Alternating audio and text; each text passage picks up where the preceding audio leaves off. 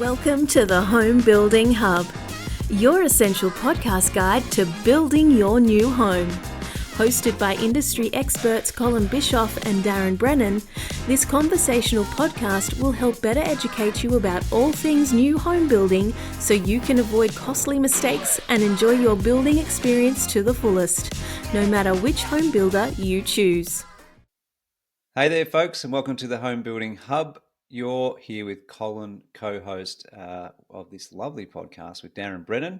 Dazza, it's 2025. This is the first episode. We're kicking off with 225 interest rate and home building predictions. We're going to get straight into it. But welcome back, Daz. Pretty pumped to kick off again. How about you?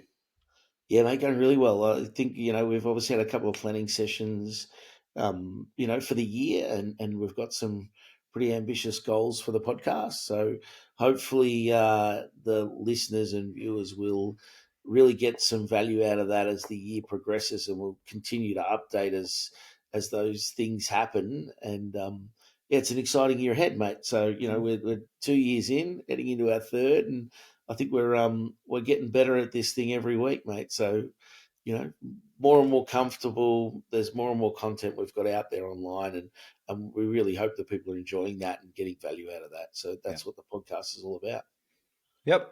Amen. So, okay, so it's 2025 kicking off. A lot of people are like, well, I might look at buying if interest rates cut and this, that, and the other thing. And we thought we'd just knock out a few things for everyone to give you our view and some reality of things like the interest rates, land supply, the pricing, discounts and rebates. We'll talk about that. We'll talk about house pricing, what we think is going to happen there, the stability of builders. We're also going to cover that. So maybe some new trends as well, Darren, we'll touch on. And where will investors be looking to buy? We can help, I guess, lead the charge for the balance. And then at the end, top 10, or not top 10, but a quick 10 predictions to wrap things up. So, Darren, let's kick off with the one that everyone seems to be talking about for as long as I can remember now, interest rates. Tell me what your thoughts are. Well, if you'd asked me this a year ago, I would have said February 2024 probably would have been the first interest rate cut. A year later, Yeah. it still hasn't happened. So, look, my thoughts are I can't see the Reserve Bank moving before May, and it may be slightly longer than that, is my gut feel for that. I think once the first cut's made, they'll sit on their hands for some time, and I don't see a second rate happening till September. I think when that happens, there'll be a subsequent one come November with their in line with their board meetings. And I think by early 2026, we'll have had 5 rate cuts, and that's going to be saving people about $500 a month off their mortgage repayments, or freeing up significant amount of money for people to be able to borrow more money, which will take a bit of the pressure off. So, yeah. How about you, Cole? What are you thinking? Yeah, I don't really know if I suppose the last few months people have all been, I would use the word hoping in our industry, hoping for February cuts. For me personally, I've been more, I guess, planning for a mid-year cut, assuming that it might come by then. Um, I won't profess to know enough about that side of the world or that space to really confidently say one way or another. I'm more from a business point of view. What do we plan for? What can we expect? If it happens or if it doesn't, that's more where my brain sort of heads to. Um, I just feel like mid-year is probably a safer bet in terms of our planning. Naturally, the cuts will ease mortgage pressure. We can understand that, but I still think it's not the be all and end all. Like, you can see that it will ease a bit of pressure, but it's not going to immediately change spending habits in 2025. For sure. It doesn't quite work that way, especially after the years we've had. I think in our world of the new home building, there's no doubt a rate cut will be fantastic for our industry, and build a little bit of confidence in the buyers to start looking again, and more buyers to do that, more confidence in the salespeople out there and the builders. But when you think about it, Daz, like, the rate cut's not actually the issue. Like, I think it's part of it. Yep. 0.25 is what, $120 a month. Yep. If you've got a mortgage, loose numbers. So it's probably, as I said, not the be all and end all. I think the rate cut will give confidence, which will increase a little bit of borrowing capacity as well, which may bring a few more people back out again. But realistically, that's sort of our trigger to push the line in a bit more of a positive direction. So I would say they're coming. I'd say mid-year, and I'd say that that the builders and the building industry will reap the rewards of seeing more people through the doors. Yeah. I do think also, just thinking broadly about that, is if you've got a great broker, they can probably save you 0.25%. Yeah. You know what I mean? So you could get an interest rate cut right now if you spoke to a broker, potentially, if you're not on the best rate. And even between banks, just the way they set up their mortgages, you might actually be able to save that $100 a month right now, or $200 a month on a repayment. So, reach out to your broker. If you don't have a great broker, reach out to us. We'll put you in contact with a couple of great brokers out there that can help in that space. We certainly can. And it's just also worth noting, Daz, like there's no point waiting for the rate cut for a lot of people, but which we'll probably cover in the next couple of topics. But um, that's not significant enough to hold people back. So I think it's deeper than just a cut. It's more the confidence and the builders and all that sort of stuff that Yeah. needs to also come to life and give people that confidence to push ahead and start shopping again. So, and I guess part of that, Darren, moving on to the next one, what about land supply, pricing, discounts, rebates? Like people are thinking about getting out there. What about that part of the world? I guess as 2025 rolls on, and we're expecting rate cuts at some point. So when they start to take place, I'd expect land sales to increase naturally. By late in the third quarter, I'd expect the rebates and discounts to slowly start to disappear as the land developers' stock starts to dwindle and they start to get back to manageable levels of available stock, and it's starting to sell through. I think by the end of the year, titled land will start to become scarce. I think there'll be a sell through of that. I think there'll be a fair bit going on in that space, and I'd expect developers to be selling a lot more untitled stock by the end of the year. October, November, I think we'll see the best land sales rates. In certainly in Melbourne, and what I mean by that is sales above 1,000 lots per month. In October and November is what I'd predict, and that'd be some of the best results that we would have seen in 3 years. So, I think that the land sales, and that's the key to housing sales, and that starts to, really pump the market along. I think that'll all really, end of the year, it'll start to really just, I'm going to say hum along, but without flying along. It's not going to be back to the 1,700, 2,000 lots a month. I think it'll be half that. But, I certainly think 1,000 lots a month is back on the horizon in the near future. Yeah. Yeah. Okay. How are you? Yeah, I think the first thing I'd probably comment there is just to help people understand the landscape here in terms of if you're looking to buy house and land or just a block. We've said it before, we'll say it again. If you can afford to buy now, you will get a better deal today than you will in a month or 2 months from now. Back in December, we said the same thing. And a lot of people don't believe people in our industry because they think we're trying to sell that to them. Obviously, if you buy a house or a block of land, then the industry wins. But there were massive rebates available in December, huge rebates, and some of those are now gone because there's no incentive there for the developer to do it. It was all around the tax, right? So Yeah. what I'd say is it still applies where you've got the ability to borrow and the capacity to do so. You shouldn't be waiting because the cuts will come, and it takes you a while to get to site in construction. You're not going to be paying for the house, in a full amount till it's complete, but partially along the way you will, and then the land before that. I guess factoring in that time frame, like it's not a full impact, I suppose. So I think that currently there's still some good land out there. There's titled land, there's untitled land, there's good deals and rebates. I think that builders are going pretty hard and aggressively at offering good promotions, good incentives to build with them. And those offers that are on the table will far outweigh anything of a $100, $200, $300, whatever you save on a mortgage repayment because of a rate cut. So if you can, that's the first point. If you can afford it now, guys, get out there, go and do it, because you will absolutely benefit and save a hell of a lot more.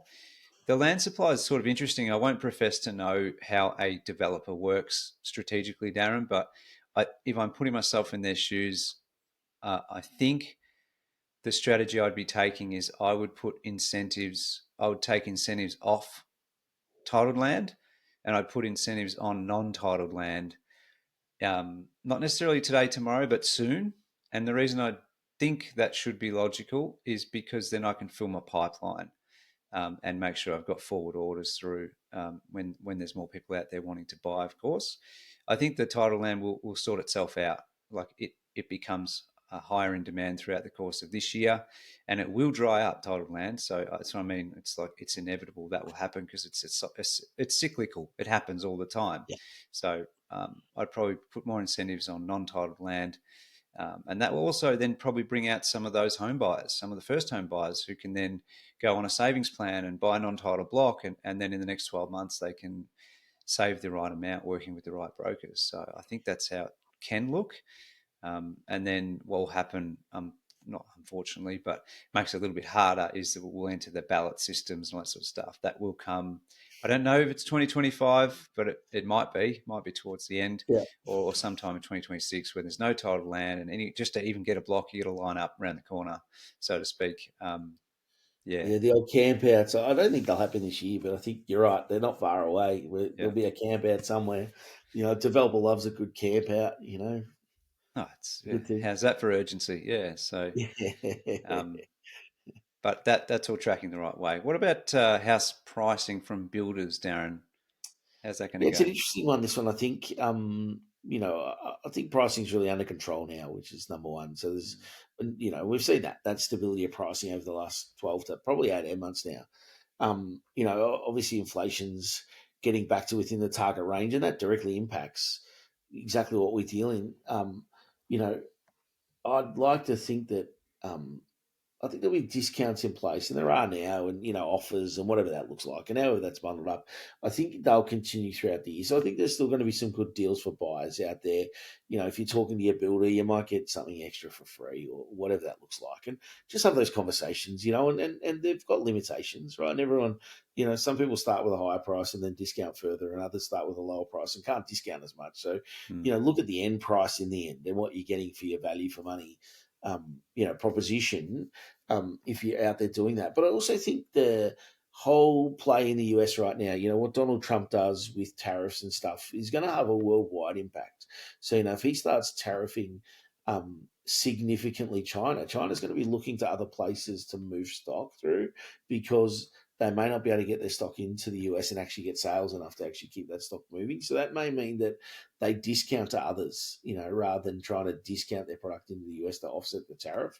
So I think it's going to be really interesting to see how that looks, and I think that'll give some ability for builders to provide some different product offerings potentially, and what that looks like. So I think it's going to be, I think house pricing is going to be pretty stable, but what you get for your money you might get a little bit more bang for your buck. I don't think you're going to pay any, much less or any less for the home. I just think what you might get is some better inclusions potentially, and this is very speculative, Hmm. but there's potential you may get some better inclusions for the same money, and that'd be a great outcome. Yeah. It would be. So my take on that, I agree that pricing has stabilised. I think 2024, I'm calling that a bit of a stabilised year, or a Yeah, year of stability, probably a better way to word that. We saw some good benefits in terms of the builders' timelines and things like that. We didn't have too many price increases and across the board, across the industry. There were some regulation increases that came our way and things like that. But there was a change of regs, and there's quite a few things that happened in 2024, but builders seem to be stabilising and locking in their supplier and trade agreements a little more firmly, and all that sort of stuff, so which gives us all a bit of confidence again, which is nice. I think builder pricing in 2025, I would describe it as it's going to be palatable for our new home buyers out there. It should not increase dramatically, yeah, um, based on having the last sort of 6, 12 months of stability and things like that in place. that said, it's been a pretty tough 3 years for builders.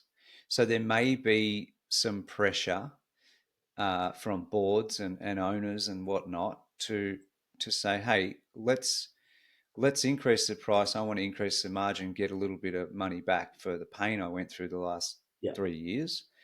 Not only that, but because of your Donald Trump comment or whatever happens, something can happen, anything can happen. They may want to better future-proof themselves and get a bit of margin and put a little bit more money aside in case something does happen. So I think it'd be great. This won't happen. It would be great for every builder to just go bang. We're going to put 10 grand on top of our price, whatever it may be, to help all builders have better margins to make sure that they're future proofed.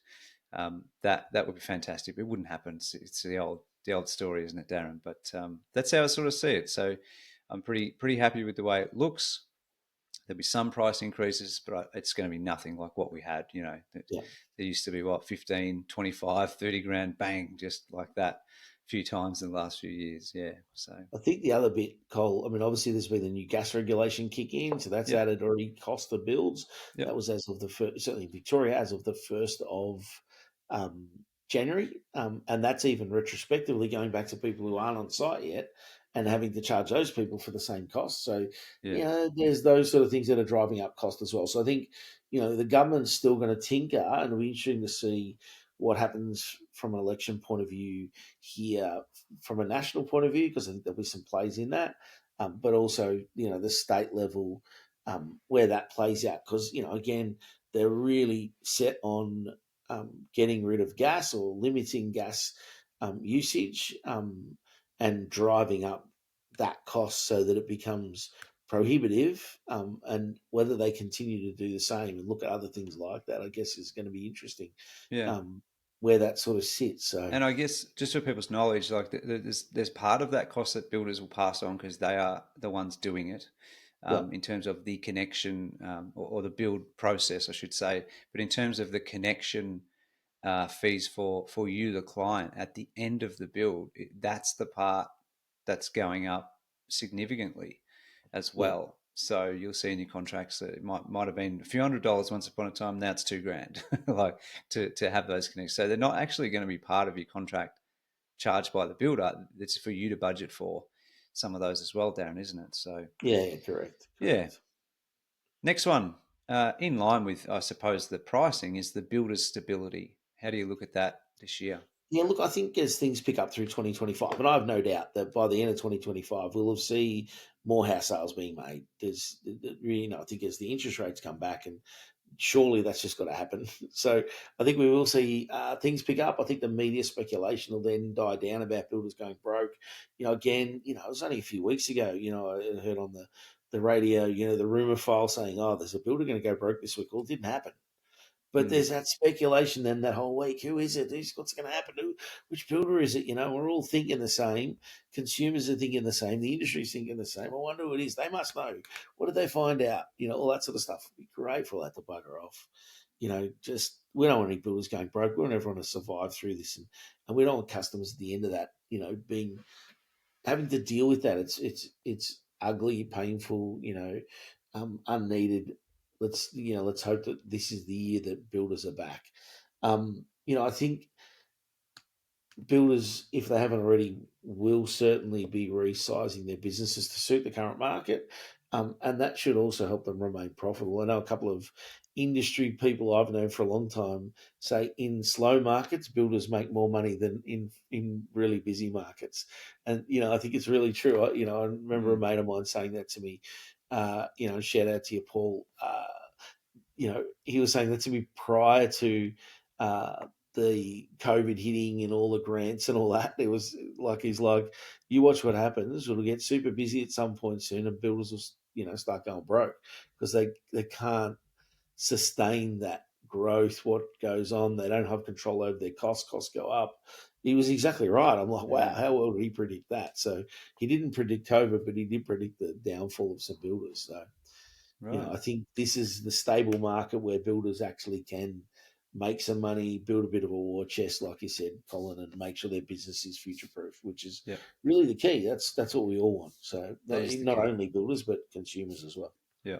And I hope they do that. I hope every builder does that, pops a bit more Yeah, margin on and protects themselves, which inevitably protects the clients, the current yeah, ones and the future ones. Because if the builder's not there to sure. do warranty and maintenance in X amount of time, then it's not going to help you. So I think, consumers probably would not be aware of the level of, in terms of level of detail, what builders went through the last few years. There's a lot of media stuff and surface level stuff, but let me just assure you, it was very, very bloody difficult.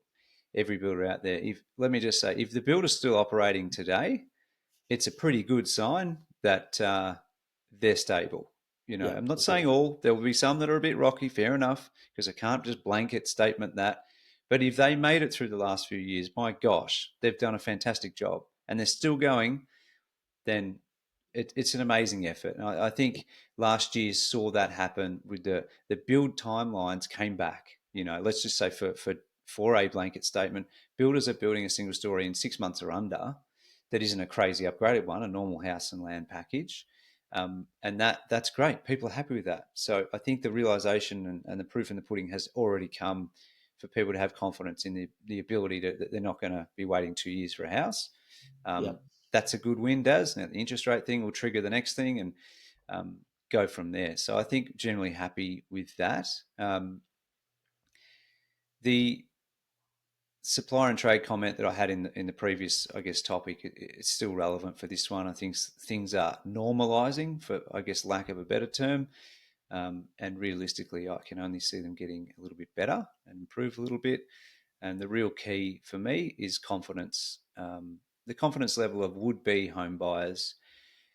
The trigger for them to get out will be the interest rates, but then the stability of builders and the confidence in the builders. It's all going to be like a recipe for success, I suppose. Like it yeah. won't be just one thing that is a cause and effect. So I think so far happy with what we've seen in 2024, and I think it can only increase, I guess, in positivity and productivity, really, Darren, for 2025. Yeah, Yeah, absolutely. new That's the next trends. one. New trends, new trends. Um, I think you're going to start to see lots of Palm Springs inspired facades on display homes. That's my prediction number one. I'm really looking forward to see the evolution of the small lot housing code product. I think now we've got through the NCC stuff. I think there's going to be a little bit of evolution in that, and I think there's Mm, going to be more and more of those blocks. Out there and even smaller. I saw some the other day. We where I work at Sheridan Homes, we have house designs down to 8.5 meter wide. Um, Lots. I saw some 7.5 meter wide lots the other day, smaller housing. I'm like, wow, they're getting bloody smaller. yeah, And you still got to get a garage on that, and like it's getting really tight. Like, yeah. so it'll be interesting to see that evolution in that space. I also think you'll see different materials starting to get used. I did put in our notes, I did say externally, so stuff like colourborn cladding being used, providing a really sleek look. But I also think you're going to start to see a lot of cladding used inside the home too. So companies like Laminex have come out with some really cool cladding. I think, you may even see some external cladding starting to be used internally, tiled walls and stuff inside homes, in living areas and stuff to really show it off. There's going to be a whole lot of that stuff going on. So it's going to be, plenty of different, just changing it up a bit in terms of what's on show and what we're seeing out there. How about you, mate? And I'm thinking trends in terms of house design and colours and stuff like that. I haven't even looked at your notes on it. So what are you thinking, Cole? My Trends. first note is, well, what the hell is a Palm Springs facade? Palm Springs inspired. It's going to be like a '60s Oh, it's back. inspired. You're going to have the Laminex table with the old metal legs and a booth seating. No, maybe not that sort of. Right.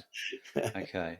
I'll be You honest. park your old Corvette out the front, and it's going to have some really gardens with lots of rocks and the old Besser brick with the cutouts in them and Oh stuff yeah, like I know what you mean. Yep.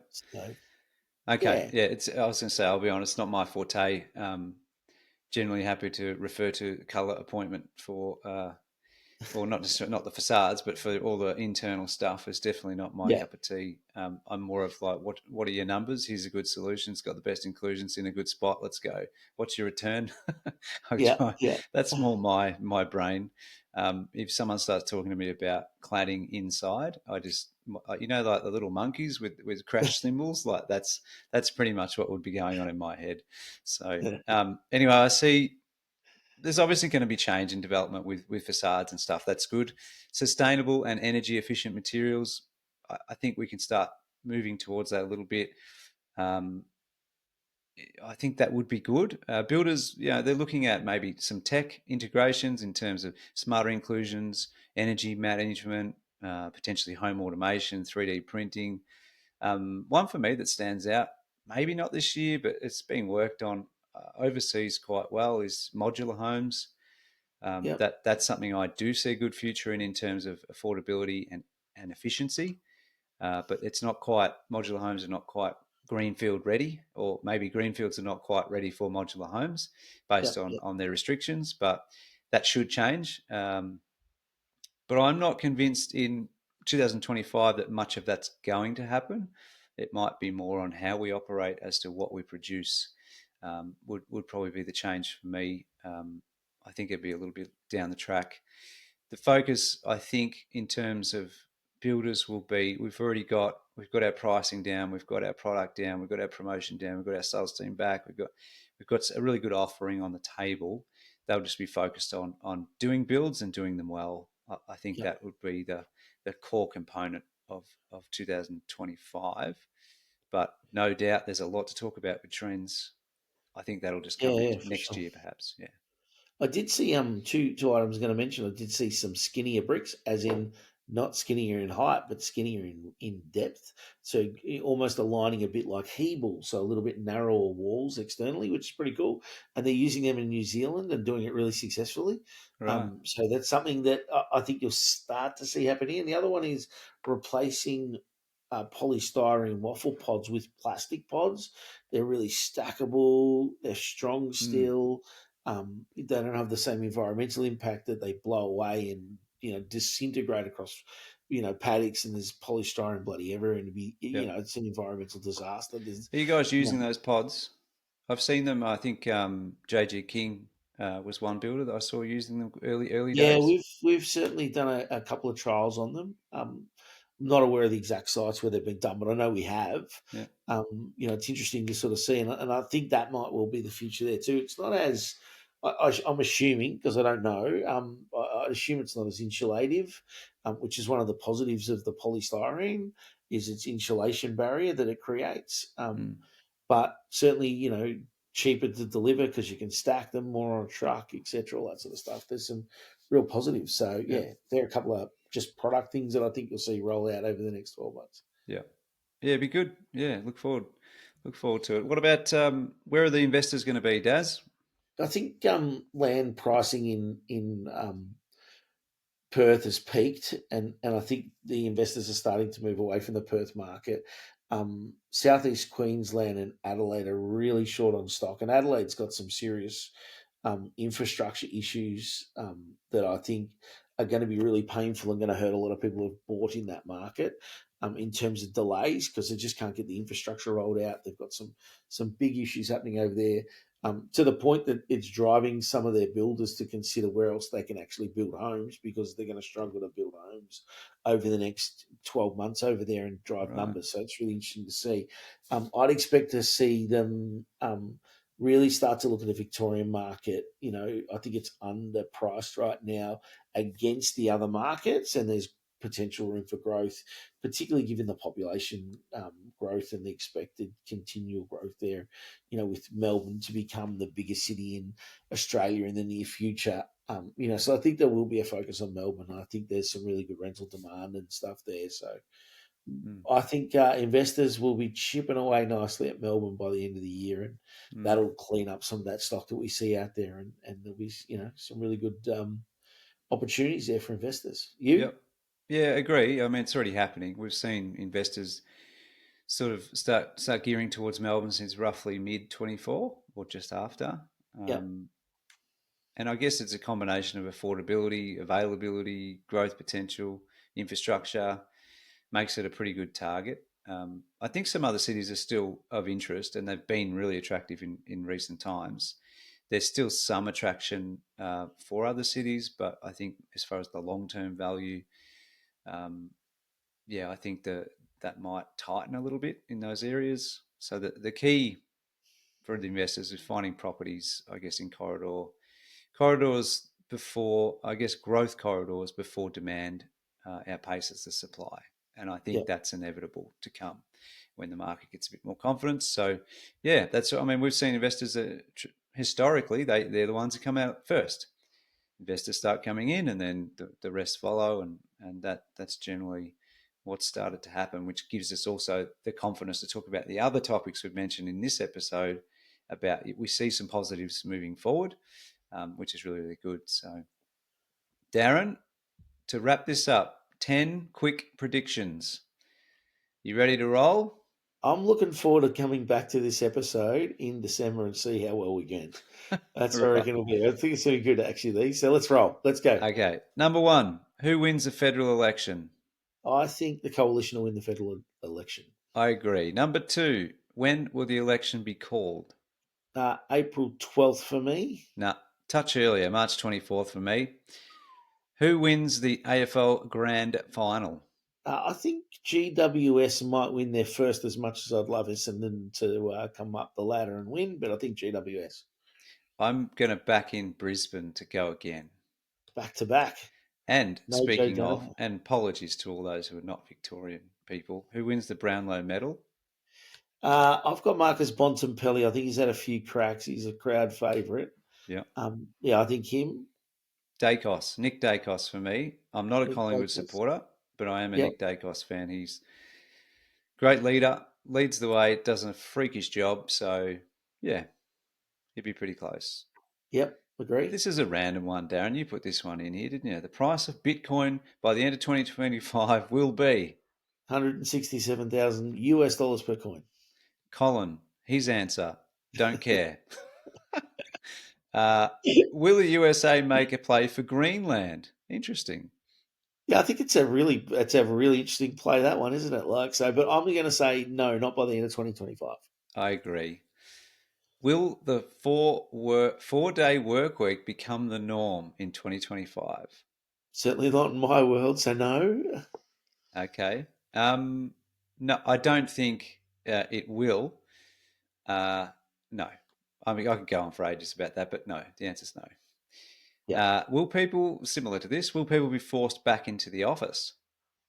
I think, and I'm probably answering this from a government point of view. I don't think the government will force that. So I think that government workers will still be able to have that flexibility to work from home. Mm, Private businesses will do what private businesses do to run their business. yeah. I hear more and more of people being forced back to the office, uh, in the last 6, 12 months. I'm not a fan of that. We work remotely. Yeah, We empower them to rock and roll and not have to commute if they don't have to and all that sort of stuff. So I'm always going to be against being chained to an office from hour X to X. yeah, But nevertheless, I'm seeing a lot more people being brought back for it. But I think hybrid's here to stay, is what my answer yeah. would be. Yep. Will robots be delivering Uber Eats by Christmas? Might even get your Christmas turkey delivered by a robot. Yeah, I reckon Yeah. they will be. I reckon it could be either a robot driver of an Uber car or it could be some form of bloody robot. But I think humans delivering Uber Eats, I think will be slowly being eroded by then. Yeah. Agree. And Amazon packages via drone and all that sort of stuff. Like that's already all being tested. It's not like some extravagant, crazy idea. It's already Yeah, being done. Yeah, I don't know, Darren. By the end of 2025, sure, why not? Let's roll with it. yeah, it'd be fun. Some robot knock on your door. Will the Home Building Hub podcast hit 50,000 downloads by the end of the year? Right. For sure. Thanks to all of our wonderful listeners and viewers. So we really appreciate your time. Yes, we do. And my answer to that would be I don't care if it helps 50 people. I'm happy. Absolutely. That's what It's it's good. about, mate. Yep. Awesome. Good start. Thanks for listening, everyone. We really appreciate it. If you've got feedback, questions, whatever, jump on homebuildinghub.com.au. Please do that. If you like what you're listening to, please do leave us a 5-star review on whatever platform it is. That does help. And other than that, anything else to add, Daz? No, mate, we're going to have a great 2025 on the podcast, and wish everyone all the best in achieving their goals this year. Yep. Good on you guys. Thank you. We'll see you on the next one. Bye-bye. Thanks for listening to the podcast, guys. And just our disclaimer, whilst we're all about providing value to you, this podcast should not be considered as legal or financial advice. It contains general information only, and you should seek out independent professional advice on your personal situation before making any legal or financial decisions.